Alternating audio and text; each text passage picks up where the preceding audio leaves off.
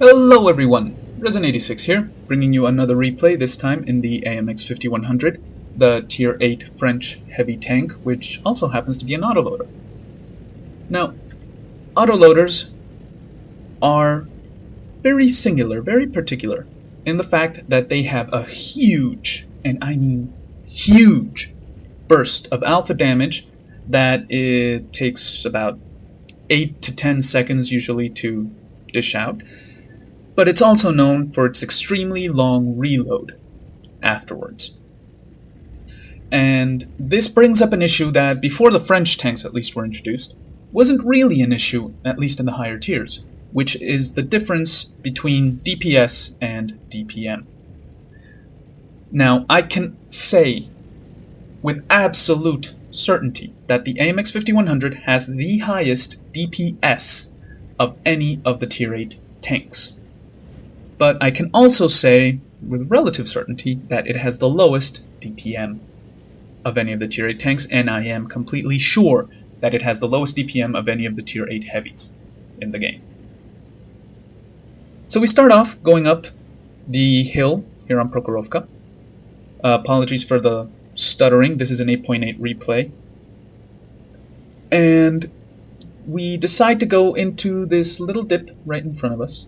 We have some support, we have a Hellcat, we have a couple of M6s, an ARL-44, as well as an engine panzer. We are top tier in the match, which is always a nice thing. And we try to get shots on this KV-1S, but we apparently don't have a shot at it, and then he's dead anyway. But our main concern is the hill, and how many tanks are going to be coming up the hill. So we spot an IS-3. We do not have a shot at him, unfortunately. But right now, here is the power of the autoloaders. Shot number 1. Shot number 2. And shot number 3. In 3 shots, in a span of about 6 seconds, we managed to kill a full health Tier 7 tank destroyer. And we still have shots left in the clip, which we are about to use right now. Shot number 4. Shot number 5, and shot number 6 was just a half a millisecond too late, and the engine panzer gets the kill. So basically that was about 1400 damage in a span, if we didn't have that little pause between the two tanks, of about 10 seconds. That is the raw power of the autoloaders. That is what they can do. But then they have to endure the long, at least in this case, 47-second reload.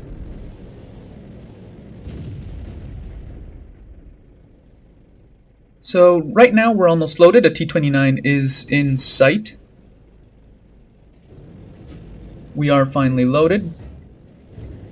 Nothing, at least of immediate danger, is coming up the hill.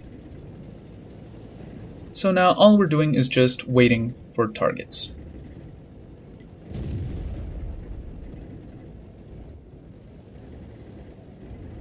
We notice that nothing is coming up the hill, so we go up to where the engine panzer is, roughly, and get shots at the T-29. We take our shot. It does damage, but then we notice we have 3 tanks coming up, and here is a better demonstration of power. That was shot number 1, shot number 2, shot number 3, shot number 4. And now we decide to reload. We just killed 3 tanks in a span of about 8 seconds, and managed to do another 1400 damage with our clip. But now here comes the agony, because we still had 1 shot in the clip. But we decided to reload, because, well, having a 47-second reload for 1 shot is not exactly the best thing that can happen to you.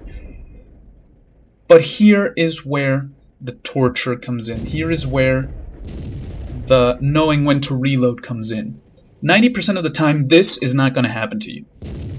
You are not going to have a very low health tank readily available for you to shoot when you have one shot left in the clip. It's almost never going to happen, but in this case it did. Now we get spotted probably from the SU-122-44, and this is something that should not happen to you. Our first shell missed. Our second shell is going to miss as well. As we will see, it goes a little bit too high. And the third shell, which was going to hit, is just a little bit too late. Now we have 3 shells in the clip and an SU-122-44, so we decide to just reload, just in case. He is the last tank left, and despite we managed to kill an SU-122-44 with 3 shots, having only 3 shots in the clip may not prove to be a good thing, as we are about to see. So right now we're just waiting. The SU-122-44 is spotted. He is hiding. We don't have much of a shot at him, but that's no problem because we're still reloading. We're still about 15 seconds away from reload. And this is something that I do that is a good thing to do, is that you need to tell your teammates, this works a lot better obviously in platoons, how much time you have left before you're reloaded. So now, right now we're reloaded, we have all 6 shells, and this is why you always want a full clip, if at all possible. Because the first shell there bounces. Now, I know for a fact that the second shell hit, but if we only had 3 shells left in the magazine after we fired at the T-32, that would be extremely tragic because we would not have enough shells to be able to kill this SU-122-44. And in the time that we take to reload, he would basically have a free kill. Shot number 3, he fires, he only hits our track, we manage to finish him off, and that's all she wrote.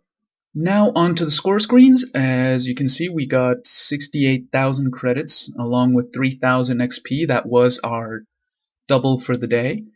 We managed to fire 18 shots, 14 of those hit, 13 of them penetrated, for a total damage of 3,688, along with 5 kills.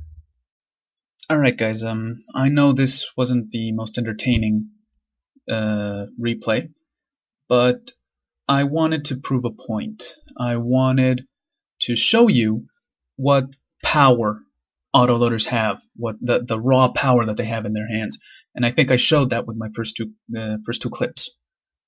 But here's the thing: driving an autoloader is extremely difficult, right? The only real difference that a normal tank and an autoloader tank have, the only big difference, the only general difference, is that the autoloaders do their damage in the first 10 seconds, while the rest of the tanks do that damage constantly, consistently, throughout a set amount of time.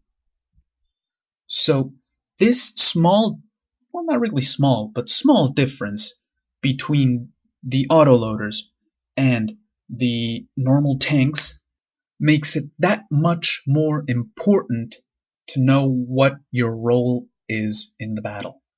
It makes it much more important to look at your minimap and see where they need support, because if you're reloading and you're sitting still, you are basically useless. You are useless. But if they need your support on the other side of the battlefield, and you can notice this, you can see this, it's relatively simple to see on the minimap. If you can see this, you can actually use this reload time and move to the other side of the battlefield, and you're not wasting time, you're not missing shots, you're not wasting shells, you're actually making good use of your time. While it is arguable that a normal tank would not, because he is not shooting during that time, opposed to you, which you cannot shoot at that particular time. And it also makes the set amount of time that you can actually shoot that much more important, because those, in this case, 6 shots that you can take can sway a battle in your favor or against you. If you make all those 6 shots and you choose your targets carefully and you know where to shoot them and you destroy them with those 6 shots, That makes all the difference, because an IS-3 that does a little bit more damage, but for these intents and purposes, let's say that an IS-3 does 300 damage on average per shot and has a 10-second reload. Those 6 shots would take 1 minute, but for you it takes 10 seconds, and that is huge. You have no idea how huge that can be and how important that can be. Alright guys, I think I've gone on for long enough. I will probably be analyzing this a lot more, be going a little bit more in depth later on, maybe in another video. But for now, if you liked what you saw and what you heard, please leave a comment, subscribe, give it a like, and stay tuned because there will be more to come.